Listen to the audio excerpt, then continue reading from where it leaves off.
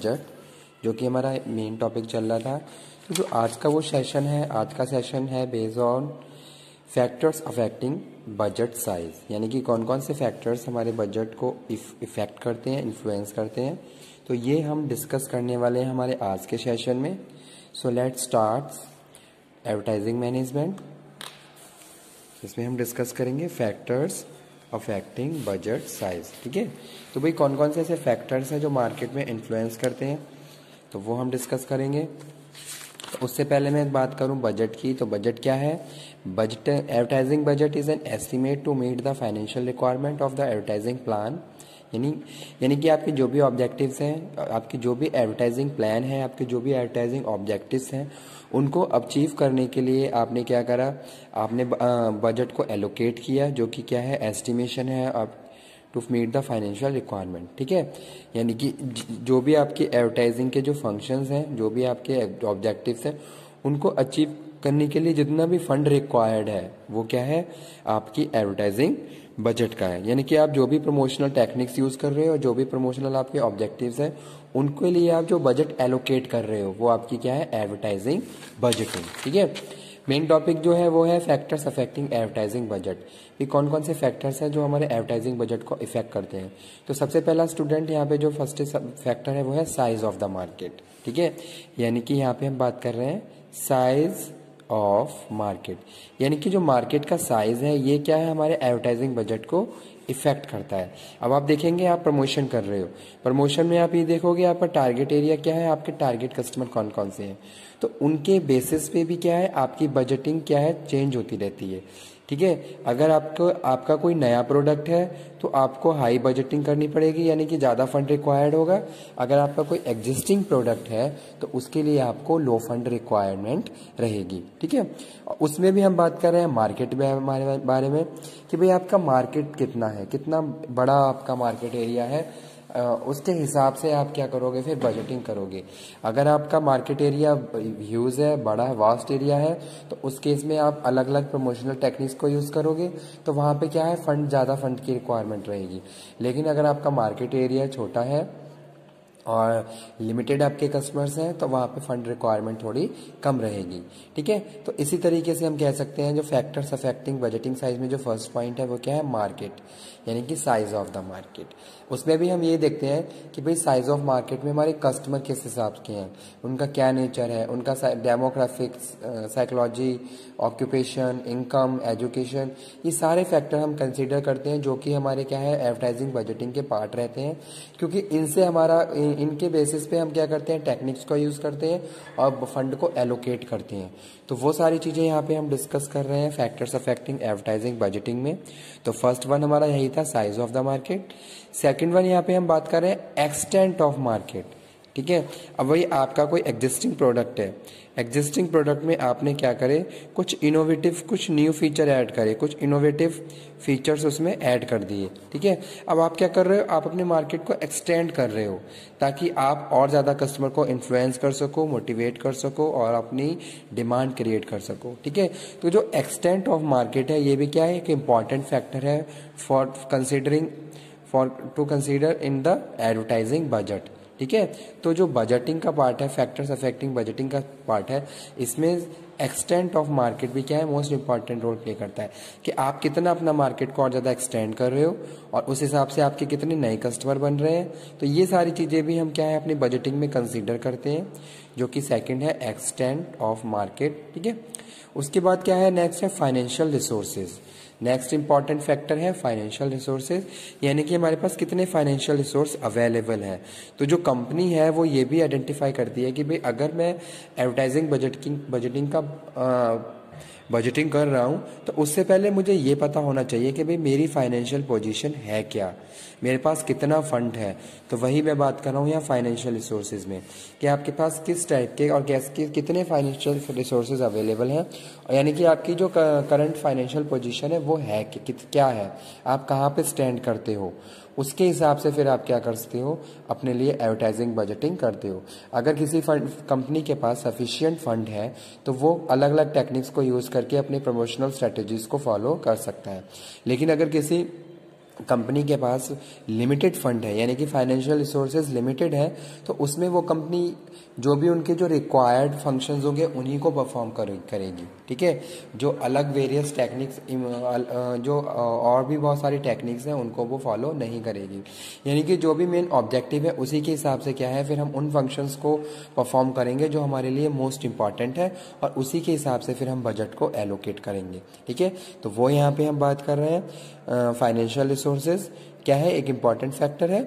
उसके बाद next student है role of advertising in market. ठीक है, अब एडवर्टाइजिंग का क्या रोल है मार्केट में, ये इंपॉर्टेंट फैक्टर भी आपके लिए बहुत ज़्यादा वेरी करता है।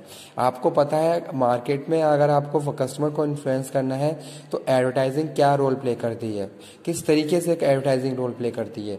जैसे कि आपने देखा होगा कुछ सेलिब्रिटीज़ होते हैं जो हमारे एडवर्टाइजिंग को परफॉर्म करते हैं। ठीक है, तो कहीं ना कहीं स्लैब के जरिए या जो भी सेलिब्रिटीज़ हैं उनके जरिए हम ज़्यादा से ज़्यादा कस्टमर को अट्रैक्ट कर सकते हैं। तो इस तरीके की स्ट्रेटेजीज जो होती हैं वो भी हमें प्रॉपर कंसीडर करनी होती हैं। तो वही यहाँ पे हम बात कर रहे हैं role of advertising in market, कि भाई आज के टाइम में आज की जो मार्केट है उसमें एडवर्टाइजिंग का क्या रोल है, किस तरीके से हम कस्टमर को इन्फ्लुएंस कर रहे हैं, किस तरीके से हम उनको मोटिवेट कर सकते हैं, उनको विलिंगली परचेस करने के लिए इन्फ्लुएंस कर सकते हैं, यानी कि उनके बिहेवियर को कैसे हम चेंज कर सकते हैं। तो ये सारे फैक्टर भी हमारे बजटिंग का पार्ट है जो हमें कंसीडर करने होते हैं, और इन्हीं के हिसाब से हम बजट को एलोकेट करते हैं।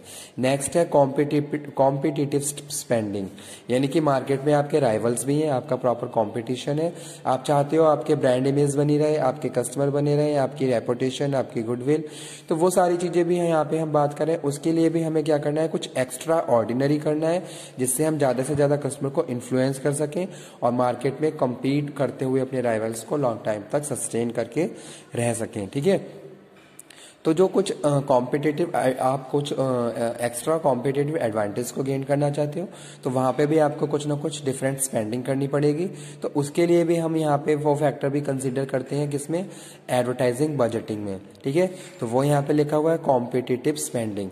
जैसे कि कंपनी क्या कर रही है, कंपनी कस्टमर को अट्रैक्ट करने के लिए ब्रांड एम्बेसडर का काम कर रही है, ब्रांड एम्बेसडर बनाया किसी को, या फिर कंपनी ने क्या करा, किसी सेलिब्रिटी के जरिए ऐड करवाई, तो ठीक है, तो वहाँ पे हमें हाई पे करना पड़ता है। तो इस तरीके से हम क्या कर रहे हैं, या फिर मार्केट में आप अपने कॉम्पिटिटर्स को कॉम्पीट करने के लिए आप क्या कर रहे हो, कुछ इनोवेटिव टेक्नोलॉजी, कुछ न्यू टेक्नोलॉजी पे आप काम कर रहे हो और उसको अडॉप्ट कर रहे हो ताकि ज़्यादा से ज़्यादा कस्टमर को आप इन्फ्लुएंस कर सको, उनके बिहेवियर को चेंज कर सको।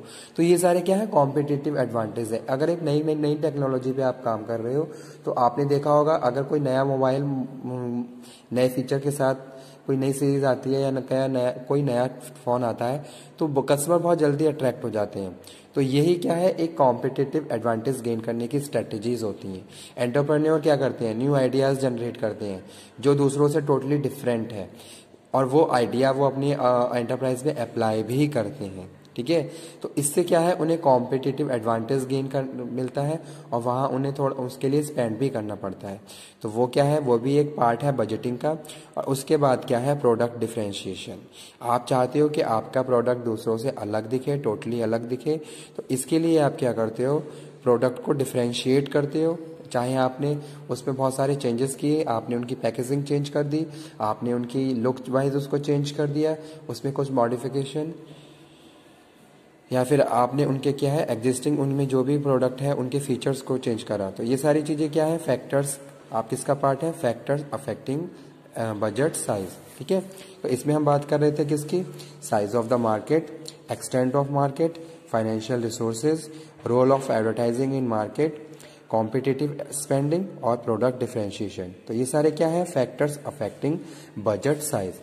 ठीक है, तो उससे पहले जो हम डिस्कस कर रहे थे एडवर्टाइजिंग बजटिंग की, तो इसको देख लेते हैं। Advertising budget is an estimate to meet the financial requirements, means to say whatever the requirements you have which are related to your promotional techniques that must be considered, and you have to allocate the budget for the meet the financial requirement। तो same चीज यहाँ पे mention की गई है, advertising budget is an estimate to meet the financial requirement of advertising plan।